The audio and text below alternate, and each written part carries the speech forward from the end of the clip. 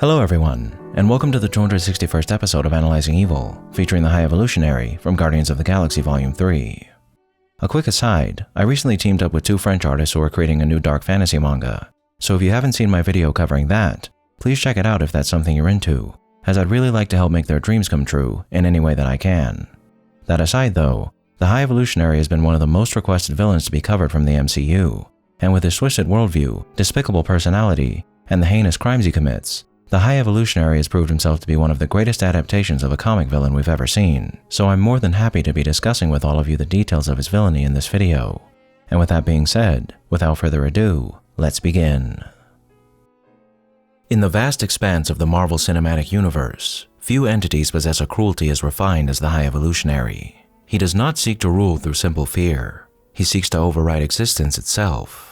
We're not given much of a backstory for the High Evolutionary, but when the Guardians were infiltrating Orgo Corp HQ, we hear in a commercial that Orgo Corp is over 300 years old. This tells us that the High Evolutionary is roughly around 300 years old, though it's also possible that he could be much older. In the scene when he's teaching Rocket mathematics, we hear music playing in the background, and the High Evolutionary says that this song is over 5,000 years old.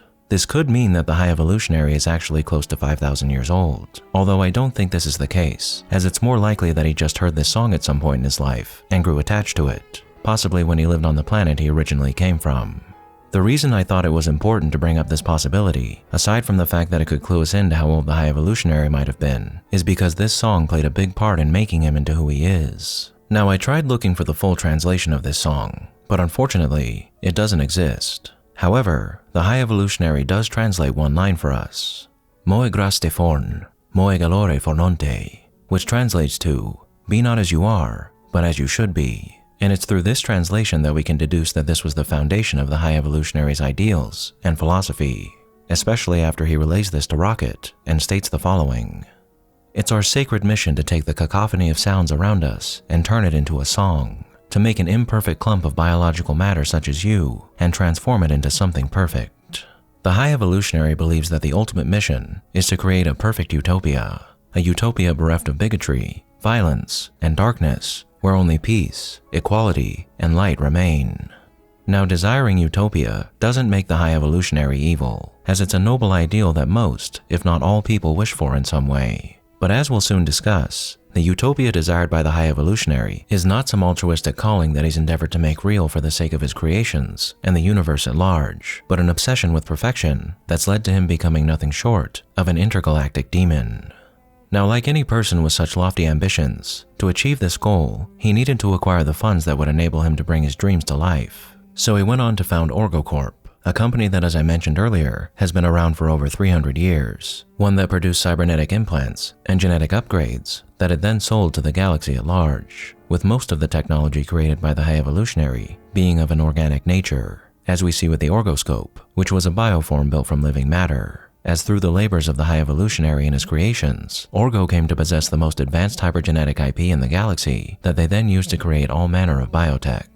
Now, what Orgo Corp had to offer was likely beneficial to the galaxy in some ways, and it's more than possible that these cybernetic implants actually helped a lot of people. That being said, products like the ones Orgo Corp manufactured can easily be used by those with malicious intent, as throughout the MCU, we see plenty of evildoers who have cybernetic implants, like some of the less noble Ravagers. So it's more than likely that Orgo Corp was responsible for supplying their cybernetics. We should also take into account that the High Evolutionary probably didn't care very much about who bought his implants, as like many businesses, I'm sure he sold his implants to the highest bidder, regardless of what their intentions were. And that's because Orgo Corp's true purpose was to serve as a front to finance the various experiments he conducted that lay outside of intergalactic laws. And though they acted as a business on the surface, in truth, all the research happening at Orgo Corp was undertaken to support the High Evolutionary's objective of creating a utopic society. But now that we've discussed a possible backstory for the High Evolutionary and outlined his goals, we need to move on and discuss the man himself and his personality.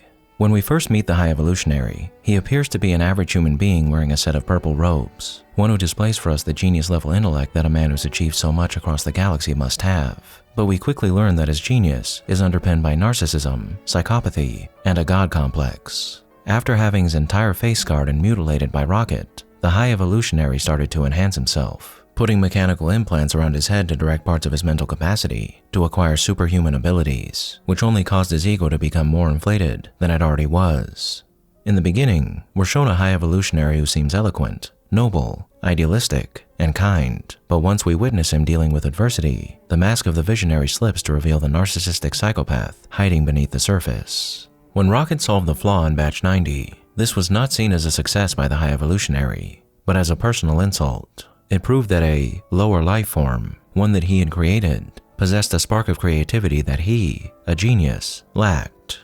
Up until this point, and for the majority of the film, he acted stoic and reserved, and tried his best to keep his composure at all times. As we learn here though, underneath his fine veneer is a massive caldera filled with rage, just waiting to erupt at any moment. Once he's faced with Rocket's genius, he's dumbfounded that his own creation could fix a flaw in his plans, when a genius like him couldn't, damaging his pride and ego to the point that he loses control and lashes out explosively as he taunts Rocket's intelligence. And to twist the knife even further, when Rocket asked him if it was time to go to Counter-Earth, the high evolutionary mocks Rocket for figuring out what was wrong with Batch 90, but being incapable of figuring out that Batch 89 were never meant to go to Counter-Earth, afterwards stating his plans to dissect Rocket's mind and terminate Batch 89.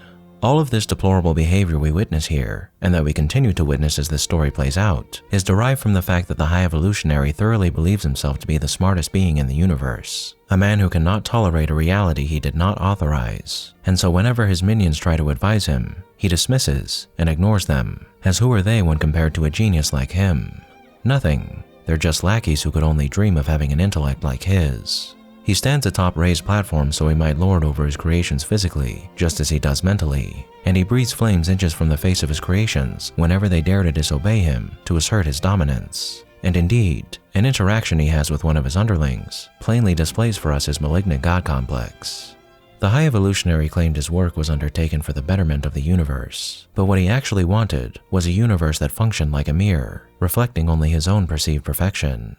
When one of his scientists pleads, "For God's sakes," and he responds, "There is no God, that's why I stepped in," he isn't just expressing atheism, he's declaring his overwhelming sense of superiority and self-importance, believing himself to be a man of great talent whose life's work makes him more than qualified to become the God that he believes this universe lacks. And in a galaxy where gods are often defined by their desire to protect and preserve, like with Thor and Odin, what this shows us is that for the high evolutionary, a god is defined by what he can create and destroy. Now, in examining the despicable way he treats his minions, we're shown all too well how monstrous this man is. But when we take a look at how he treats his other creations, we learn that the truth of his villainy is far, far worse. When he tortures and kills, or orders beings to be tortured and killed, he displays zero empathy. He isn't a sadist. He doesn't enjoy inflicting pain, but he doesn't feel bad about it either. For him, it's either necessary or annoying. When the Guardians are reviewing footage of Rocket's curation, as Nebula correctly noted, his torture of Rocket was far worse than anything Thanos ever did to her. Worse than Thanos. That alone should speak volumes about how vicious and cruel the High Evolutionary was. When the High Evolutionary first creates a race, he uses barbaric surgical methods to do so, which causes severe pain in his subjects. And once he creates enough beings to populate a planet, he releases them onto said planet so they can start developing their own civilizations. Civilizations that of course treat the High Evolutionary as a god, as we can see with the monument on Counter-Earth that's dedicated to him. Now, we don't know exactly how many civilizations he's created since he began his mission, but we do know he's responsible for creating at least 3, the Zeronians, the Sovereign, and the Humanimals. And their civilizations, as well as their fates, only serve to enhance our understanding of his evil. Out of these 3, the Zeronians are the most mysterious, as we only see them a few times scattered throughout various films, but it stands to reason that the majority of them succumb to one of the High Evolutionary's corrections at some point, with only remnants of their species now scattered throughout the galaxy. However, with the Sovereign, we have much more information to go off of. The Sovereign appear to us with their characteristic gold skin, hair, and eyes, with most of the Sovereigns being rather serious and straightforward. However, their stoic natures led to them becoming incredibly arrogant to the point that they consider themselves superior to other races, as we see in Guardians 2, which only makes sense, as this race is the most similar to the High Evolutionary. The Sovereigns were created by the High Evolutionary as an aesthetic experiment, but like everything he's created, he sees them as failures, referring to them as numbskulls that are deeply flawed in design, whose egos have become wild and out of control. But like I said, the Sovereign are the most alike to the High Evolutionary, which means all the flaws that they have can be found within the High Evolutionary, displaying for us once again his arrogance, ego, and inability to see the blatant flaws present within his own person. However, despite his condemnations of them, the Sovereign are still quite intelligent, so much so that they created their own superhuman being, Adam Warlock. Nevertheless, as far as the High Evolutionary is concerned, they still lack the capacity to envision and realize the utopia the High Evolutionary wishes to create. So instead of utilizing their talents as the extraordinary beings they are, the High Evolutionary uses them as pawns, and he threatens to destroy their entire race if they don't obey his wishes. Yet another example of his cruelty and desire for absolute control over his creations, their existence, and their fates. Then we have the Humanimals, the creatures he manufactured by mutating the animals of Earth with human DNA. The Humanimals inherited some of the physical characteristics of the different animals they were mutated from, while sharing similar behavioral traits and some of the physical characteristics of humans. And they were seemingly more pacifistic and less aggressive than humans, but they were still capable of committing crimes and sowing evil. Before the Guardians came to counter Earth, it seemed that the High Evolutionary was quite satisfied with his creations, but upon learning that they were capable of evil, the High Evolutionary decided to order the destruction of Counter-Earth to wipe out the Humanimals so he might start anew, an act which was likely similar to what he did to the Zeronians, a harrowing act of genocide by a creator who demands perfection from his creations. Now there's two common themes across the races the High Evolutionary created that serve to further highlight the depravity of his character.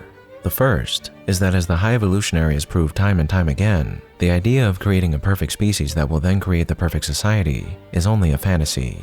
As we see over the course of this story, the High Evolutionary's creations are quite flawed, but that isn't exactly surprising, as any race of sentient beings are going to have flaws, as that's just the nature of existence. Throughout all civilizations and cultures, there's always a fair share of people that make mistakes and commit acts of evil, but on the whole, each species tries to learn from their mistakes so that over time, those mistakes and acts of evil steadily lessen. So to condemn an entire species for the crimes that some of them may commit is ludicrous, as in taking such drastic measures, there's no account made for the vast majority of people who are innocent and kind-hearted, like the family of Humanimals that chose to help the Guardians after the Guardians showed kindness to them when they first arrived on Counter-Earth. But that is one of the great flaws of the High Evolutionary, for he doesn't see the good in his creations, he only sees the bad, and he chooses to ignore the fact, whether willingly or unwillingly, that a perfect society, if it's even achievable, is not something that can be made outright, but is something that must be allowed to develop over time. Aside from this though, a big reason why the High Evolutionary is so cynical when it comes to any flaws in his creations is because he hates autonomy, as any creature that has the capacity to make a mistake also has the will to disobey him, and to a narcissistic god, disobedience is the only true sin. So he destroyed Counter-Earth, not because it was a failure, but because it was no longer his, which leads us to the second theme, how the High Evolutionary treats his creations. There is a fundamental difference between a craftsman and someone who's created life. A person has the right to destroy a model airplane if they feel it isn't up to their standards, as after all, it's just an object. But once you grant a being sentience, I think it's more than fair to claim that you've surrendered the right of ownership. By giving his creations the ability to feel, to fear, and to love, the High Evolutionary did not become a curator, he became an abuser. He holds his children to a standard of perfection he himself cannot reach, and when they inevitably show a sliver of autonomy, he discards them like bio-waste, and we can't even begin to fathom his true kill count. If he's been operating for over 300 years, or potentially 5,000, his path is potentially paved with the ashes of trillions. He is a genocidal force that rivals Thanos, but while Thanos believed he was saving the future, the High Evolutionary is merely erasing his own mistakes in the hopes of creating a future that will forever be out of his grasp. What the High Evolutionary desired to see was a society of beauty, of high art, elegance, and soul that would not just be harmonious and free from strife, but one that would stand the test of time and be considered the crown jewel of the universe that would shine brighter than any star. However, each time he tried to accomplish this, he failed. And after so many failures, the High Evolutionary believed that the key to his success lay in the one thing he felt his creations lacked, something that he, despite all his cruelty and barbarity, had an abundance of: creativity. This was a great source of pain for the High Evolutionary, as in his mind, he was the ultimate creator, the man who was a god that was fated to create the perfect society and who was the very soul of creativity itself. Yet no matter how hard he tried, he could not force creativity into his creations. And when he was finally confronted with one that did have creativity, an anomaly that both intrigued and enraged him, it, not his continued failure to achieve his goals, became his greatest agony. And that agony's name was Rocket Raccoon. The High Evolutionary believed that the secret to unlocking creativity within his specimens was locked away in the mind of the one creature who'd managed to solve a problem that he couldn't. And so he engaged his forces in a hunt for him that was fueled by an insecurity that had been rotting for centuries. But it would be this hunt that would spell the end of the High Evolutionary's ambitions, for he thoroughly underestimated the Guardians, and he did so because he was a man who was unable to fathom the power of family and the aspect of Rocket's character that truly allowed him to become a superior being to his creator: love.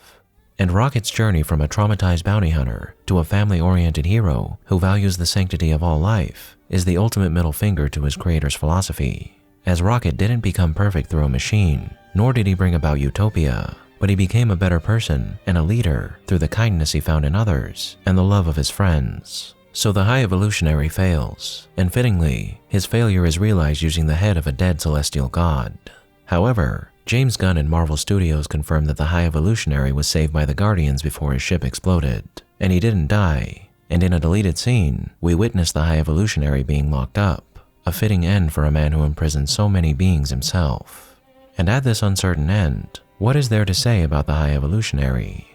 He was a man who was obsessed with perfection, with the idea that the truest and purest beauty could be achieved through bringing about a utopia that was built by perfecting life itself through genetic experimentation. But the High Evolutionary, believing he could engineer virtue through agony, failed to realize a fundamental truth of sentient life. You can't harvest kindness from a field that was sown with screams. And by teaching only anger, impatience, and elitism, the High Evolutionary didn't create perfection with each society he manufactured. He created a series of mirrors. The Sovereign were arrogant because he was arrogant. The Humanimals were flawed because he refused to let them learn from their mistakes and grow, much like he was incapable of doing so himself. For as we discussed, the High Evolutionary was quite flawed and imperfect, a self-centered, cruel, and barbaric man who believed himself to be a god. But a god he was not, and the most profound moment of this film is his literal and metaphorical unmasking.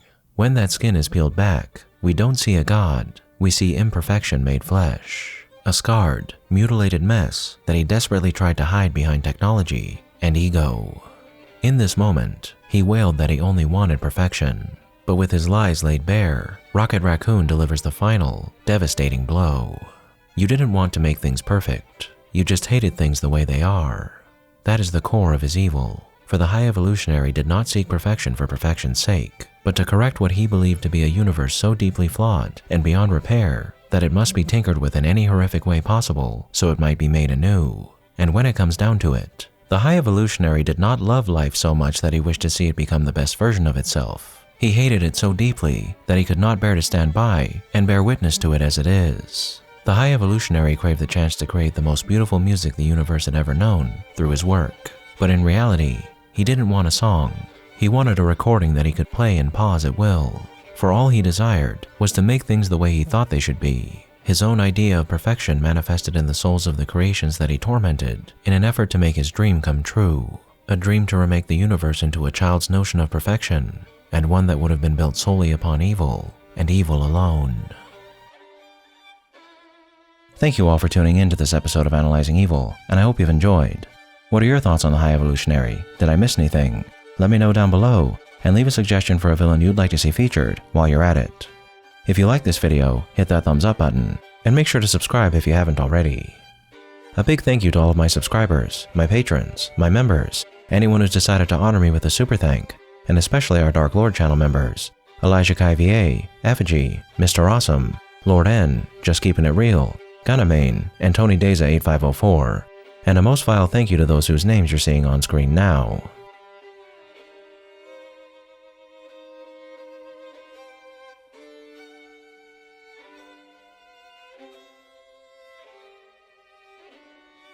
Join the channel's Discord server and subreddit to interact with myself and the community, and follow me on the social media platforms listed below to keep up with the channel.